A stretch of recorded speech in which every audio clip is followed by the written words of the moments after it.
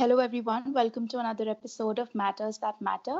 I'm Simran, and I'm in a conversation with my mentor, Susie Singh.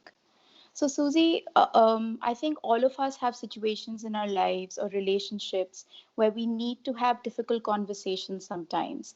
And having difficult conversations or even bringing certain subjects up can make people extremely uncomfortable.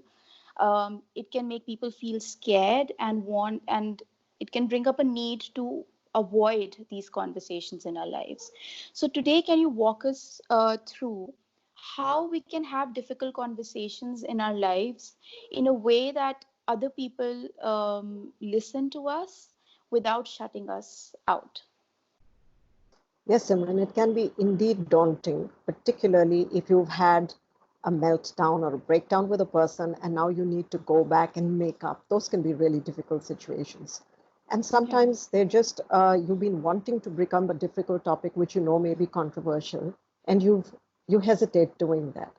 But I'm going to suggest a simple 5-step process, which hopefully will make it easier for you to have those conversations and will also create an environment where the person listening to you will be more receptive.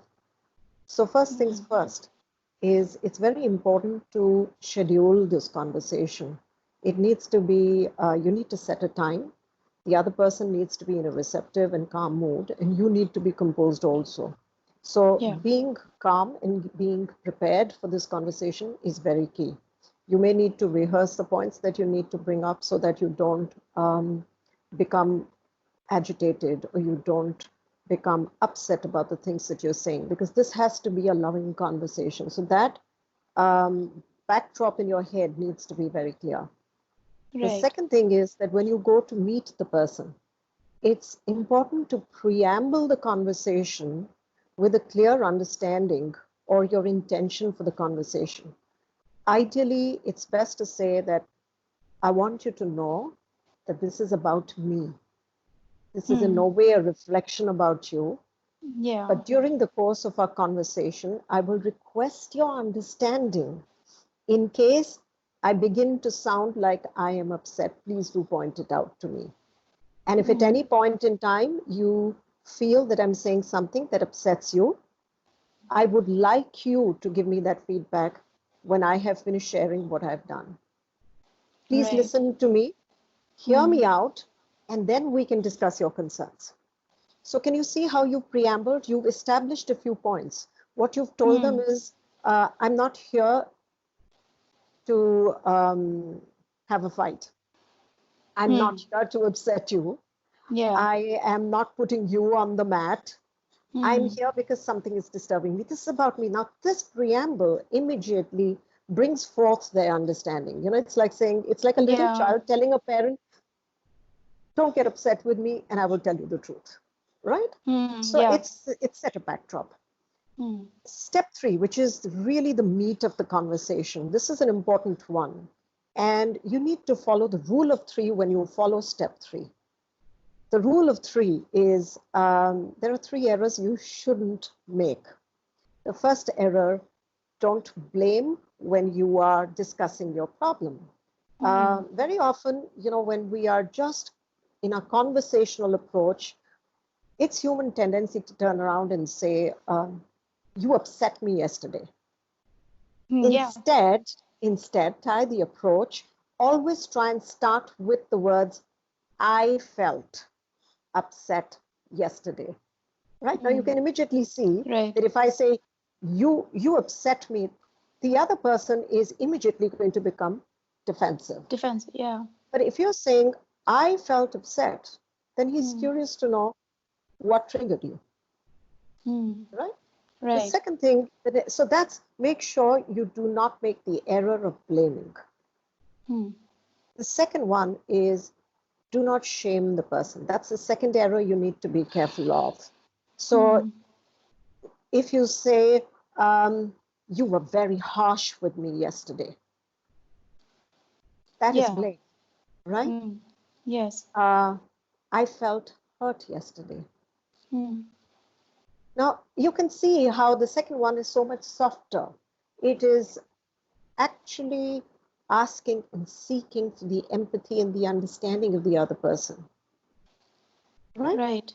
Right. So no shaming while you have the dialogue. And here again, the rule is start with, I felt hurt instead of Hmm. you did.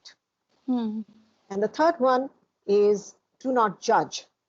Now, sometimes you may not be overtly judging, but there could be a passive aggressive reference like, good people don't run others down. That's passive aggressive, but it's a judgment. Yeah. Yeah. So instead of that, just say that the story in my head was that you felt I did not respond to you appropriately. Hmm. It doesn't mean that you did not, Right. you said that to me, but Hmm. that's what's going on in my head. And I could be wrong. And I would really Hmm. like to know how it was for you, but this is how it landed for me. Help me understand, is this what you felt? So if you notice, this is these following these three rules: Hmm. don't blame, don't shame, don't judge. Try and avoid you did sentences. Always try and begin with I felt sentences, and Hmm. that'll open up the other person's ability to listen to you and be curious. Be also willing to help and support you through the process. Now, once you have done the meat of this conversation, you need to come to step 4, which is I now seek your feedback. If I Hmm. have hurt you anywhere during the course of this conversation, then kindly, do let me know about it. Yeah. That's one thing. And Hmm. two, is there anything that you need me to be mindful of going forward? Hmm. Because the idea is that we should learn from this experience or this communication breakdown that we've had, so that we avoid these kind of breakdowns going forward, and allow that person also to give their feedback. Right. And fifth and final is a step we very, very often forget, because a lot of these difficult conversations are happening with people we are very close to, Yeah. and we may just be taking. There's a little bit of taking for granted that happens. Very important to acknowledge and thank them for their understanding and then their listening that they've offered to us. And so tell them Hmm. that I'm really grateful for the listening that you have provided me. Yeah. And I'm I think hoping that that's going very forward important. we can Hmm. have um, more conversations like this, where we can understand each other and we can improve the way we speak to each other. Right. I think so. The crux is to go into this space, not having drawn your conclusions already, but with just the intention of sharing what's going on with you and waiting for their response to it. Right? Because if we Yeah. have conclusions already in our head, we might shame or blame or assign a judgment to the person. Well, you will have drawn those conclusions, because the way the human mind is. Within a moment of having a meltdown, you would have had that. You would have jumped to conclusions. You would have assigned the blame in your head, which is why Yeah. I'm saying schedule the conversation so that you've been Hmm. able to attend to your internal disturbance, and you've told Hmm. yourself that this is not. See, you're going in for resolution, Yeah.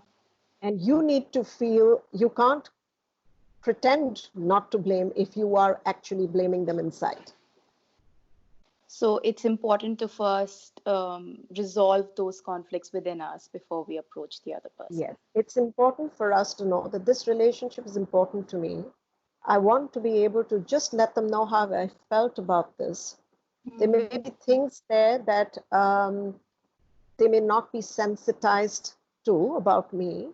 And there may Hmm. be things that I haven't fully comprehended that they didn't mean, which is why their feedback, step number 4, is very important. Right. So, Susie, do you have a quick tip for us? Yes, a simple one. If you find that the conversation gets out of hand and you get triggered or they get triggered and all sort of blows up, take a deep breath and say, can we start again? I want to start this from Hmm. the beginning and go back to step 1. Thank you so much, Susie, for summarizing, I think, something so common to all of our experiences and our relationships in just 5 steps, which I think are easy to follow with practice. I hope you enjoyed this video. Please write down any questions or takeaways you have from this video in the comment section. Thank you for watching, and we will see you soon.